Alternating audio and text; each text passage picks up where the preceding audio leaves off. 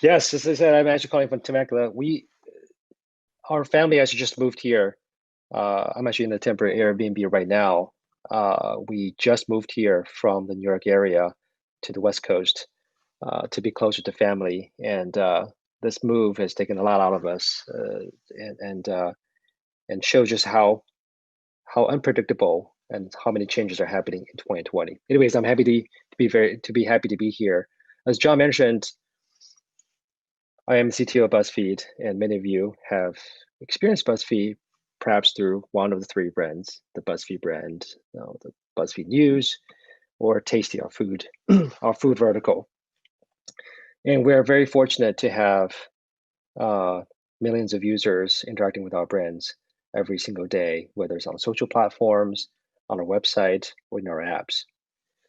What I wanted to talk to you guys today is not a grand talk. And I found that over the last couple of months, the best way uh, during this time is actually just to have conversations and having talks. So I want to just share with you a number of learnings through the last couple of months uh, that either I've learned through the hard way or I've came into it more consciously, proactively. And I'll start with the very first one. The very first one is know what your role, know what role you play beyond your title. And what I mean by that, and I'll share one quick slide actually. Let me see if this works. I'll do it off and on, just so you can have the visual here. Know what role you play beyond your title.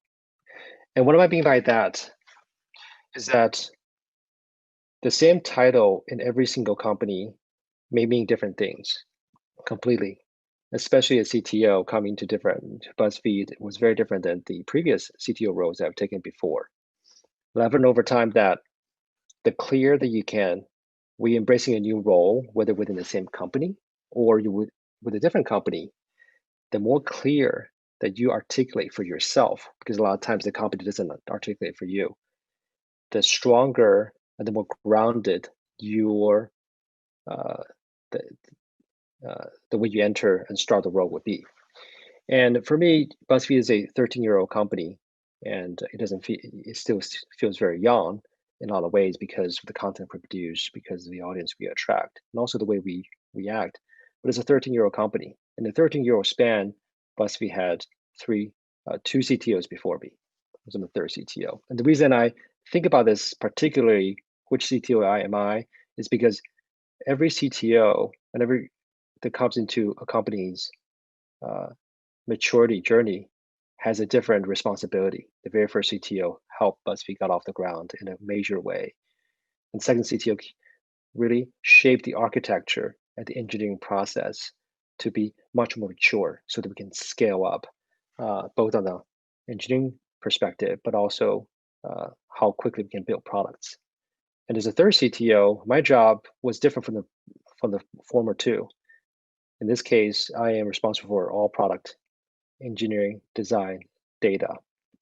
It's really more about ensuring that we can build a successful business from the components that we have built.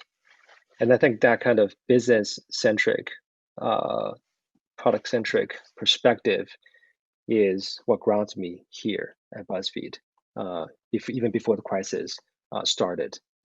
Um, so, anyways, that was the very first piece. And, and as John mentioned, I started BuzzFeed in February, a month before COVID happened. I was very excited. I came in with uh, a 90-day plan, like many people. I call it three Ps. The very first month, I want to focus on people, really understand who are the folks are, who are the 150 folks in my organization, what are they like. The second was about product. Second month was going to be about product, digging into the performance of the product and the analytics, understanding where the opportunities are, where the gaps are, what weaknesses.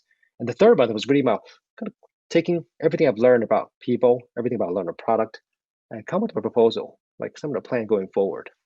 Of course, 3 weeks into the new job, COVID hit the fan, so to speak, and that plan went out the window in a lot of ways. Uh, so we went to much more of a crisis management mode to stabilize the business, to understand what it means.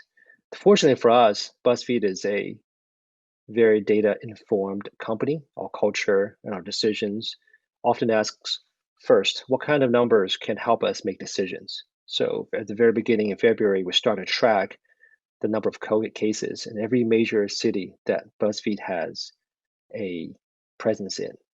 And as cases go up, especially for example for New York, we have a threshold set. So once it goes beyond threshold, we are going to move into Plan A, Plan B, Plan C, and so on.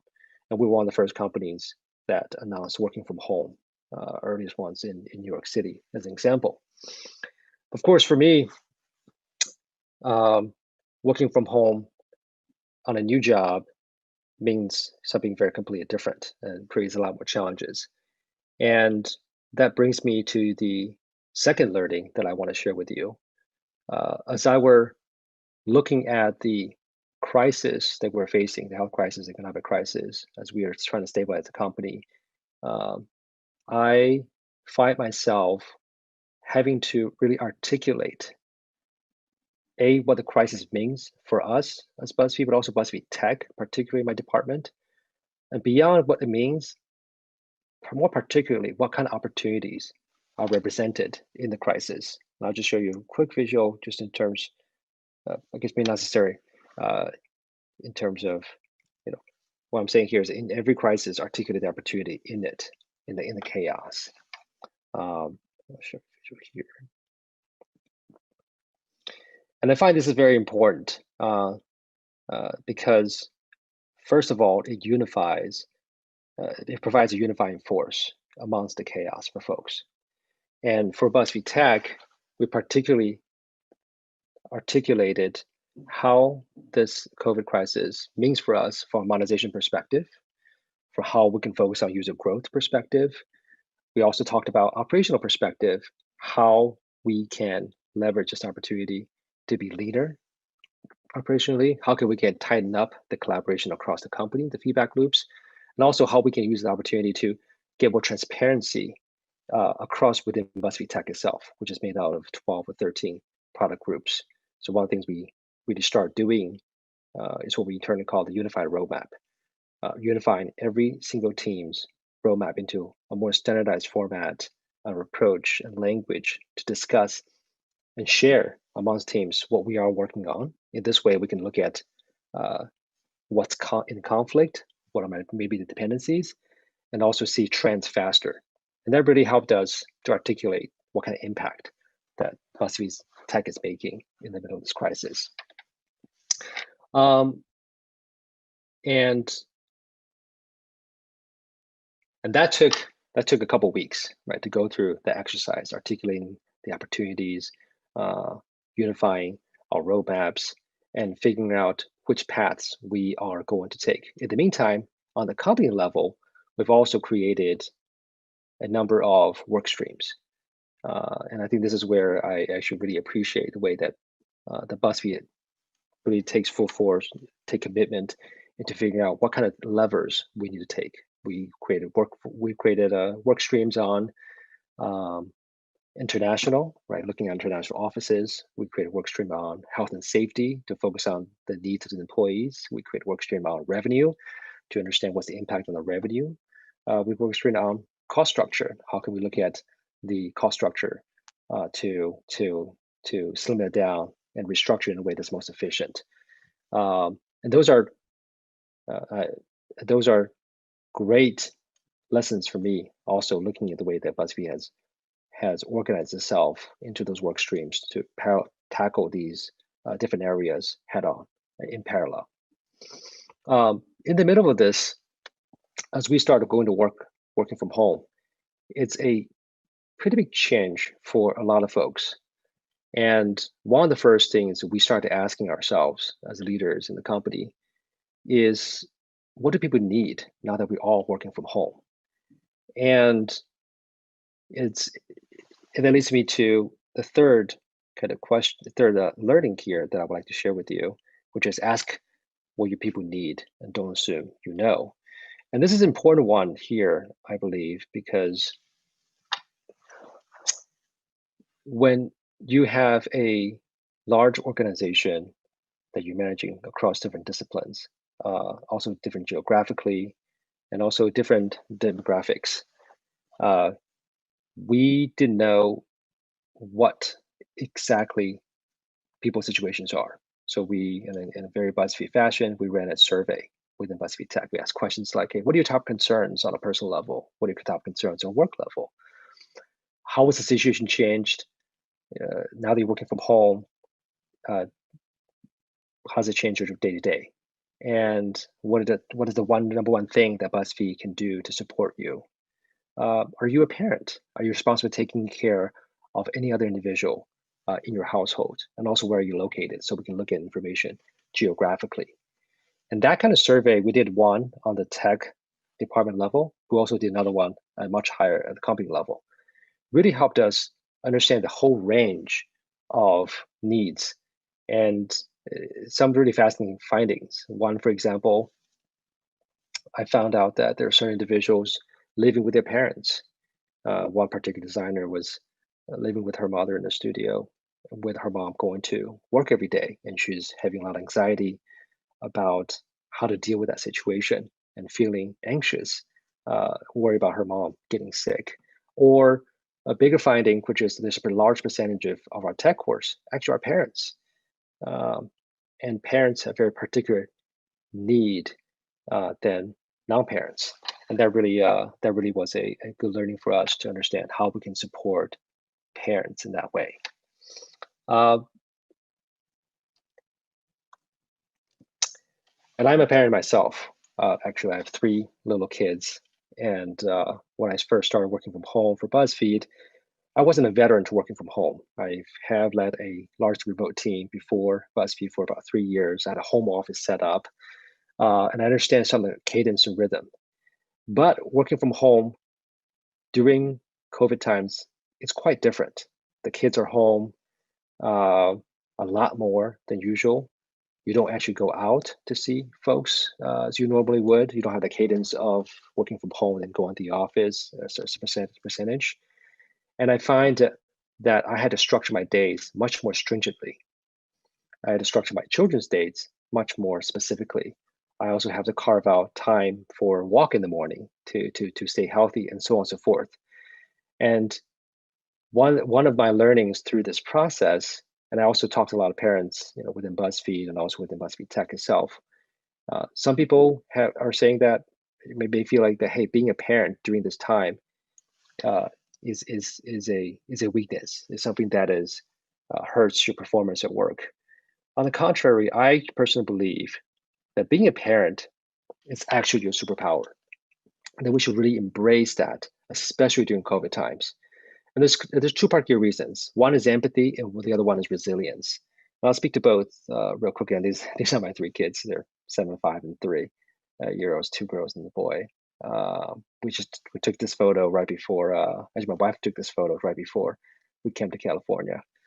Um, the reason why I really want to encourage parents to lean into their superpower is that I found that because there's a lot more demand on your day, parents are much more used to dealing with the chaos throughout the day and navigate that, which also happens at work. And you can really lend that ability, that resilience at home, bring that over to work.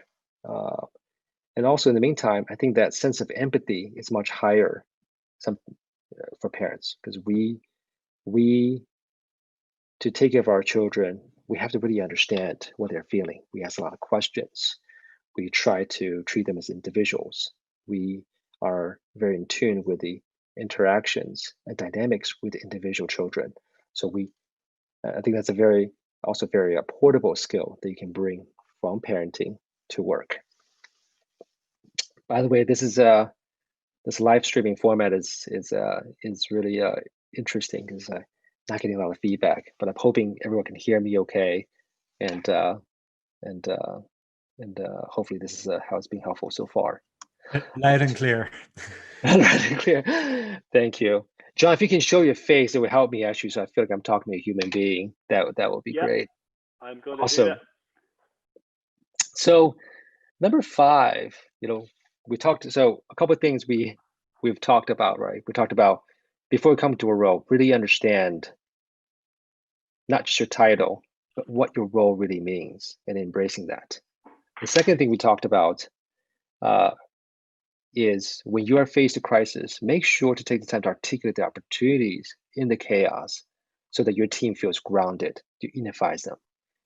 The third thing we talk about is besides unifying them, specifically, you also need to understand individually what your people need.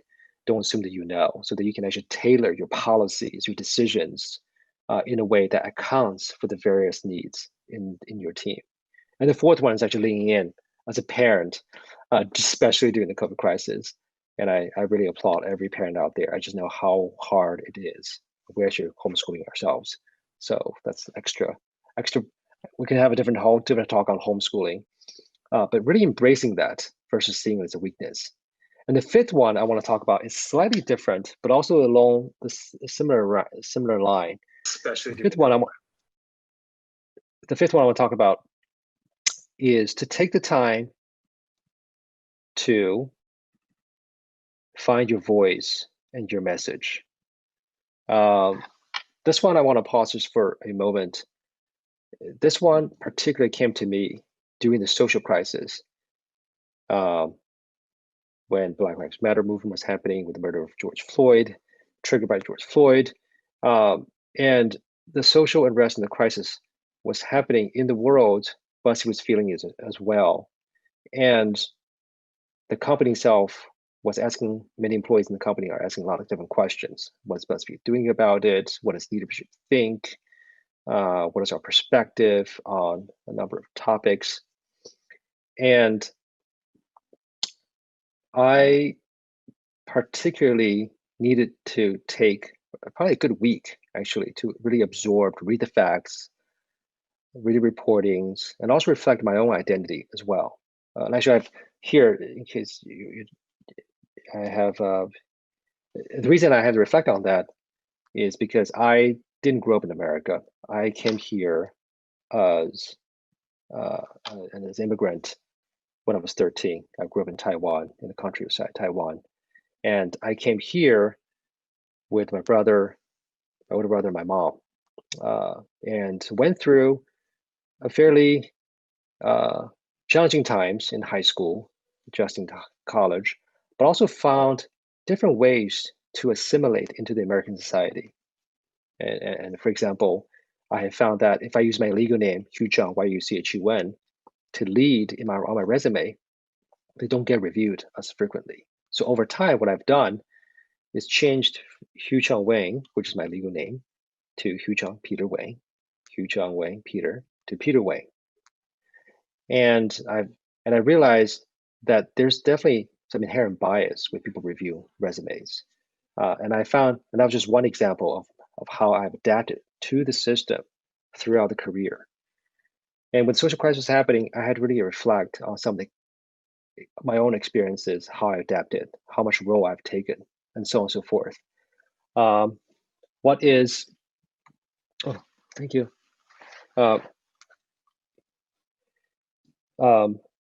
And I want to particularly talk about taking the time to find your message and your voice is because people today can sense inauthentic voices very quickly.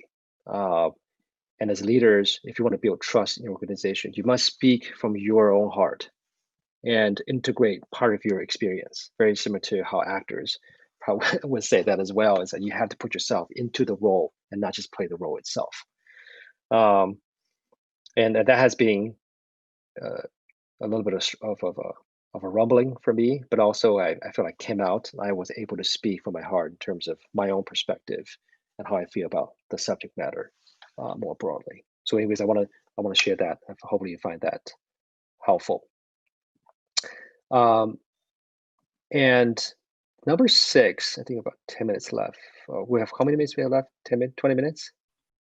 5 minutes or so. 5 Oh, 5 minutes. Oh, 5 minutes or so. Okay, great. No, sorry. Sorry, just to clarify, 19 minutes. Oh, is it 19 minutes? Okay. Okay, that helps. Thank you. Yeah, so the next one I want to talk about is also a little bit personal, and I want to also share why in a second. Um, During this COVID crisis, a lot of my time has been spent on in crisis mode in terms of stabilizing, crafting the right messages that really that's authentic, but also provides people confidence, looking at product roadmaps, understand what things do we need to accelerate. For example, social community experiences like Quiz Party. We felt that that was very important to accelerate.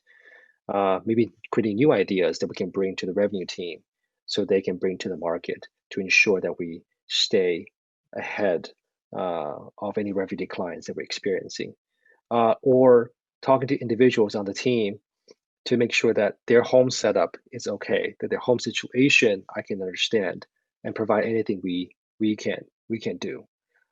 So there's a whole myriad of things that as a leader you constantly is doing to ensure the boat keeps afloat and the train keeps running. And many of us, and I've experienced myself, we put our own life uh, to the side and we sacrifice our own personal time, whether it's with family, whether it's breakfast, or actually, I should speak of which, let me get my coffee real quick in the back. Things like this, because we prioritize the team. And I think this one here, I I want to remind everyone to really live your whole life and don't put it off. I chose Chadwick Boseman here because after his death, it was a surprise for all of us. And actually, he is only a few years older than me. I actually went to the hospital to get a checkup myself because I've had some issues and I wanted to, I've been putting it off. Whereas, maybe you can wait till after COVID. I went in and I did find some things and they took care of it, fortunately. But it'd be worse if I hadn't gone in. And that kind of personal experience by having done it really resonated with me that, and I want to share it with you guys, that just because you have a lot of things going on at work, please do not put off living your whole life, including your own and your families, and take care of yourself, uh, so that so that you can be a whole person versus partial, I guess. And lastly, well, maybe not the last one. I want to talk about is the job of a leader and what management really means during this crisis moment period, but also just in general.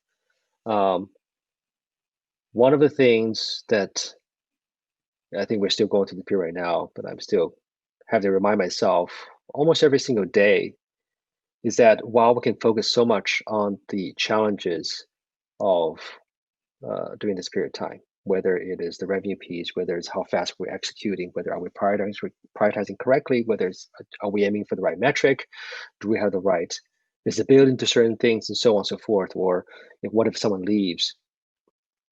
So much of what I kind of remind myself is I just need to be the light for the team. Be the light. And I have, it's not a great image, I would say, but like my job is actually just to be the light, if I can summarize it up. And that means a couple of things. Actually, let me articulate that just a little bit more. When I say be the light, it means a couple of things. One, make sure you put a spotlight on the most important things for your team. Because whether it's the specific narrative that you want to make sure your team remembers, think about, put the spotlight on there. Take every opportunity, whether it's all hands, whether it's we have an AMA channel on Slack, whether it's we have an internal TED talk every Wednesdays. Take those opportunities to talk with your team. We're encouraging others on the team to make sure you put a spotlight on the right narrative. Because when we are all remote in our own homes, we don't get the osmosis. We don't hear other conversations. We don't get the feeling of the culture. We tend to have a lot less information.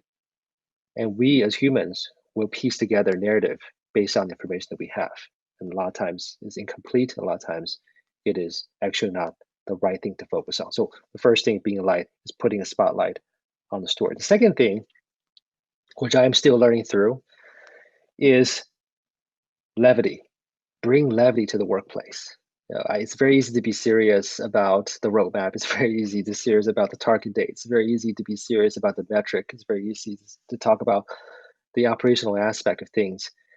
And I had to constantly remind myself, I need to combine a sense of levity, because our job is to let our teams know that whatever problems they're facing, we're facing together. Whatever problems that we have, it is easier than it may appear on the surface, and help them get through it. And I think that kind of tone, that kind of like going there, waking up in the morning, kind of feel, okay, cool. Whatever is going to happen, it's going to be okay. And my job is to help that make that levity. It's actually something that I still had to remind myself every single day. And third, being the light. I know, it's like how far can you stretch being the light? But I'm actually pretty serious about this one. The third being the light is um, I'm not sure I have the right exact language for it, but there's a prayer called Serenity Prayer. Maybe many of you guys have heard of it. It goes something like, "Grant me the serenity to accept things I cannot change, and courage to change the things that I can, and the wisdom to know the difference." Again, it's grant me the serenity to accept things I cannot change, courage to change the things I can, and wisdom to know the difference. I wonder if I have a visual for it. The reason this one really resonates with me, and actually it might be worthwhile sharing the visual just for a second here, is because during a crisis moment, it's very easily confounding external factors, internal factors. What can I do? Do I not have control over? And therefore feeling like you're out of control. And therefore stress level goes up, you feel anxiety. I've gone through that myself many times, for many weeks during this period of time. But I have to come back to this and ask myself, of all things that are happening, what is outside of my control? And this applies to you individually, but also to your team. So every team, you have to ask them, hey, what factors are outside of control? List those out. You cannot worry about those. Recognize them, identify them, but do not worry. You can't worry about them. Then write down a list. What things do you have control over?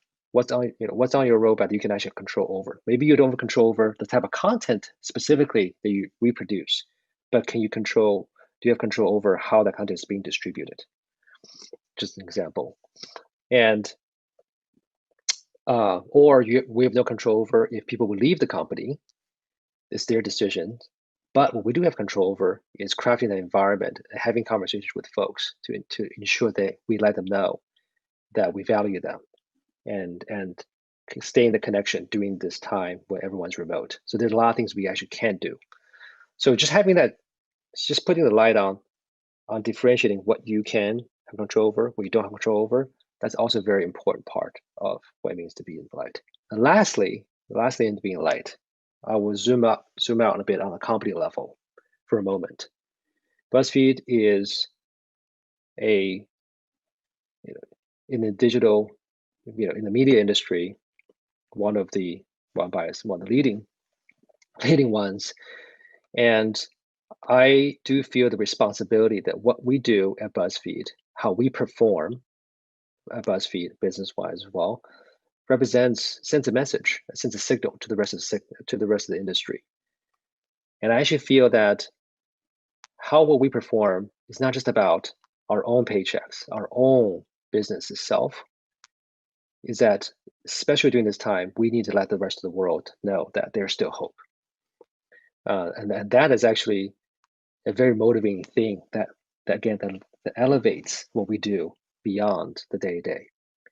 Unfortunately, after many months of decline, stabilizing and really focusing on revenue, focusing on user growth, and many initiatives, we've definitely seen a recovery, in Q3 and into Q4 as well. So really, and we're hoping that this year will end in a way that is that we can be so very proud to not only share internally but also share with other folks in the industry, saying, hey, when you have a diversified revenue stream, when you have a team that is organized, when you take care of people, uh, here's a possibility of actually coming out uh, in a way that's much more positive than you can ever imagine. So that's also what it means to be the light as a company level.